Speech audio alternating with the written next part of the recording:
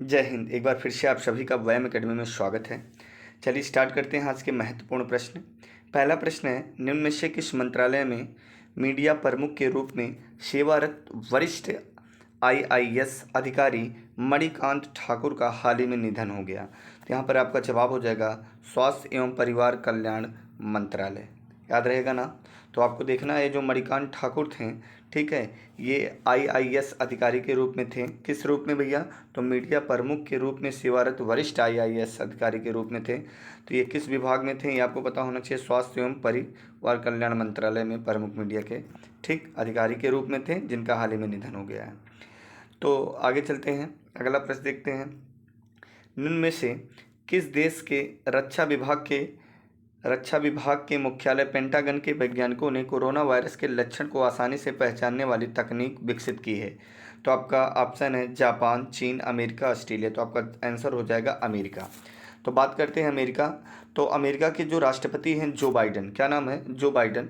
तो जो बाइडन, आपको पता ही है कि भारत के कच्चे मालों के लिए रोक लगा दिए थे, ठीक है। इस पर इन्होंने अभी अपनी हाल ही में अनुमति दर्शाई है कि सारे के सारे मटेरियल, जो कच्चे उत्पाद हैं जिनमें वैक्सीन रखी जाती है, जो आप बाटल देखते हैं छोटी सी रहती है, उसके आदेश दे दिए हैं देने के लिए। देखिए क्या होता है। और कमला हैरिस जी ने भी इस पर ट्वीट किया है।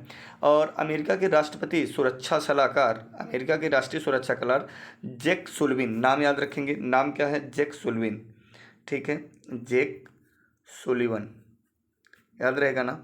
तो जैक सुलिवन और भारतीय राष्ट्रीय सुरक्षा सलाहकार अजीत डोभाल की बैठक हुई, जिसमें इन्होंने यह सहमति दर्शाई है कि भारत और यूएसए मिलकर इस महामारी से लड़ेगा। ये एक बहुत ही अच्छी खुशखबरी है हम लोगों के लिए, ये आप ध्यान देंगे, ठीक है।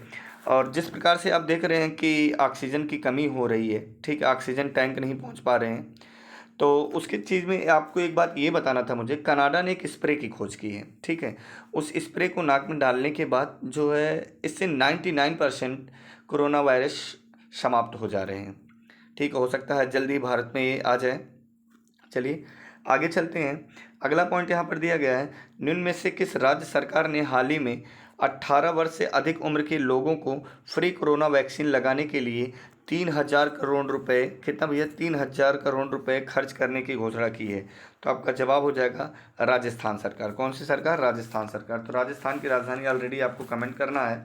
और यहाँ के मुख्यमंत्री कौन है?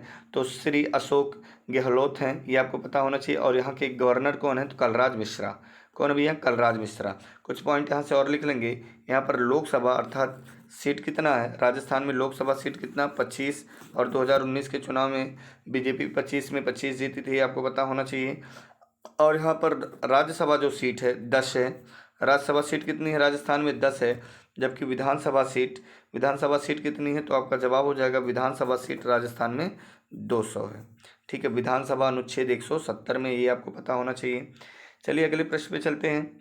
अगला प्रश्न यहाँ पर दिया गया है, 26 अप्रैल को विश्व भर में कौन सा दिवस मनाया जाता है? तो 26 अप्रैल को विश्व भर में विश्व बौद्धिक संपदा दिवस मनाया जाता है, ठीक है, ये आपको याद रखना है। फिर आगे दिया गया विश्व एड्स दिवस कब मनाया जाता है? तो आप सबको पता है कि विश्व एड्स दिवस 1 दिसंबर को मनाया जाता है। विश्व टीबी दिवस पूछा है, तो आपको याद रखना है विश्व टीबी दिवस जो पूछा है, तो टीबी दिवस दो, एक जो ट्यूबरक्लोसिस वाला जो रोग वाला है वह 24 मार्च को मनाया जाता है, ठीक है। और टीबी जो आप टेलीविज़न जिसे कहते हैं, तो वह मनाया जाता है 21 नवंबर को। दोनों नोट डाउन कर लेंगे आप, ठीक है।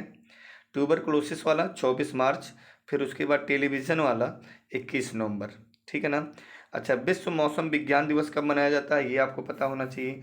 तो विश्व मौसम विज्ञान दिवस 23 मार्च को मनाया जाता है। कब मनाया जाता है बाबू? 23 मार्च को मनाया जाता है। तो एक बार पुनः देखेंगे, महत्वपूर्ण दिवस आए हैं तो एक बार आप रिपीट करते चलेंगे साथ में। तो सबसे पहले 1 अप्रैल को आपने क्या मनाया था? ओडिशा दिवस। 2 अप्रैल को अंतर्राष्ट्रीय आत्म केंद्रित जागरूकता दिवस। फिर 4 अप्रैल को अंतर्राष्ट्रीय खाद्यान्न जागरूकता दिवस। 5 अप्रैल को राष्ट्रीय समुद्री दिवस। 6 अप्रैल को विकास एवं शांति के लिए अंतर्राष्ट्रीय खेल दिवस। फिर 7 अप्रैल को विश्व स्वास्थ्य दिवस। 9 अप्रैल को सीआरपीएफ वीरता दिवस। फिर 10 अप्रैल को विश्व होम्योफीलिया दिवस। फिर आप लोगों ने 14 अप्रैल को विश्व ज्ञान दिवस मनाया था। क्या मनाया था? विश्व ज्ञान दिवस। क्लियर है ना? 16 अप्रैल को विश्व आवास दिवस। 15 अप्रैल को विश्व कला दिवस, ठीक है। चलिए आगे आप रिपीट कर लेंगे, जो भी बताया गया नोट डाउन करते चलेंगे।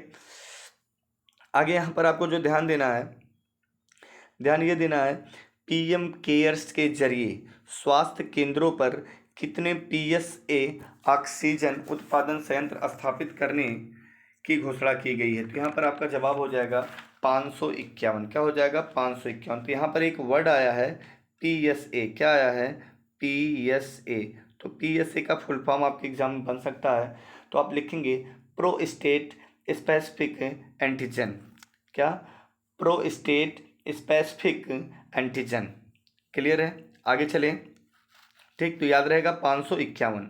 ठीक, श्री अमित शाह ने हाल ही में किस राज्य के लिए कोविड डिजिग्नेटेड अस्पताल में 280 पीएसए ऑक्सीजन प्लांट का उद्घाटन किया है? देखिएगा, तो यहाँ पर सबसे पहली बात आई है 280 पीएसए ऑक्सीजन प्लांट का उद्घाटन किया है, तो आपका जवाब हो जाएगा गुजरात।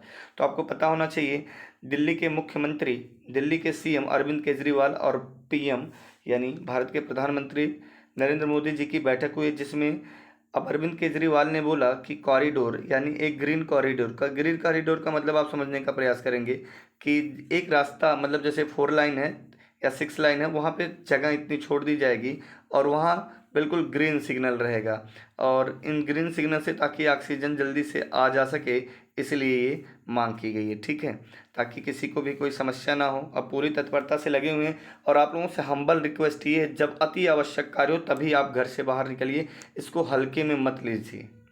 ये मैं बार बार आप लोगों से बोलता हूँ, प्लीज़ आप समझने का आप सभी लोग प्रयास करेंगे और घर के सभी लोगों को समझाते रहेंगे, और आप लोग हमेशा गर्म पानी का यूज करेंगे। ठीक है, आगे चलते हैं, अगला प्रश्न देखते हैं क्या है। यहाँ पर अगला प्रश्न है, भारत के किस राज्य में 10,000 दर्शक क्षमता वाला सबसे ऊंचा क्रिकेट स्टेडियम अटल टनल बनाया जाएगा? तो कितना? ये 10,000 क्षमता वाला, 10,000 दर्शक क्षमता वाला सबसे ऊंचा, ये भी याद रखेंगे, सबसे ऊंचा क्रिकेट स्टेडियम। तो आपका जवाब हो जाएगा हिमाचल प्रदेश। क्या हो जाएगा? हिमाचल प्रदेश। तो हिमाचल प्रदेश की 2 राजधानियाँ हैं, एक है शिमला, ठीक है, जो गर्मी की है यानी समर। ठीक है, अब यहाँ पर ये गर्मी में राजधानी मानी जाती है शिमला, और धर्मशाला जो है, कहाँ? धर्मशाला ये ठंडी की राजधानी यहाँ की मानी जाती है। ठीक है, ठंडी में राजधानी क्या हो जाती है? धर्मशाला। याद रहेगा, 2 राजधानियाँ शिमला और धर्मशाला। ठीक, क्लियर है? अब बात आई है हिमाचल प्रदेश की, तो आपको नोट डाउन करके लिखना है। हिमाचल प्रदेश के सीएम हैं जयराम ठाकुर। क्या नाम है? मुख्यमंत्री का नाम है जयराम ठाकुर। ठीक है, गवर्नर अर्थात राज्यपाल का नाम आपको कमेंट करना है। देखेंगे राज्यपाल का नाम क्या है, तो आपका जवाब हो जाएगा बांद्रा दत्तात्रेय। क्या हो जाएगा? बांद्रा दत्तात्रेय। आगे चलते हैं, अगला प्रश्न देखते हैं क्या है। सुप्रीम कोर्ट के न्यायाधीश जस्टिस मोहन एम जातनागोदर का हाल ही में कितने वर्ष की उम्र में निधन हो गया? तो यहाँ पर आपको पता होना चाहिए, सुप्रीम कोर्ट के न्यायाधीश जस्टिस मोहन एम शांतनागोदर, शांतना बोल दिए थे तो आप ध्यान देंगे, शांतनागोदर का हाल ही में कितने वर्ष की उम्र में निधन हो गया? तो आपका जवाब हो जाएगा 62 वर्ष की उम्र में निधन हो गया। कितने वर्ष की उम्र में भैया? 62 वर्ष की उम्र में निधन हो गया। ठीक है, किसके? Supreme court. तो बात आई है सुप्रीम कोर्ट की, तो सुप्रीम कोर्ट अनुच्छेद 124 से लेके 147 तक है। कहाँ तक है भैया? 147 तक है। ठीक है, अगर कह दिया जाए कलकत्ता में सर्वोच्च न्यायालय की स्थापना किस अधिनियम के तहत हुई, किस एक्ट के तहत हुई? तो आपका जवाब हो जाएगा रेगुलेटिंग एक्ट के तहत हुई। कब हुई थी? तो 1774 में हुई थी। अगर हम बात करें सन क्या था, तो रेगुलेटिंग एक्ट अधिनियम 1773 के तहत 1774 में हुई थी।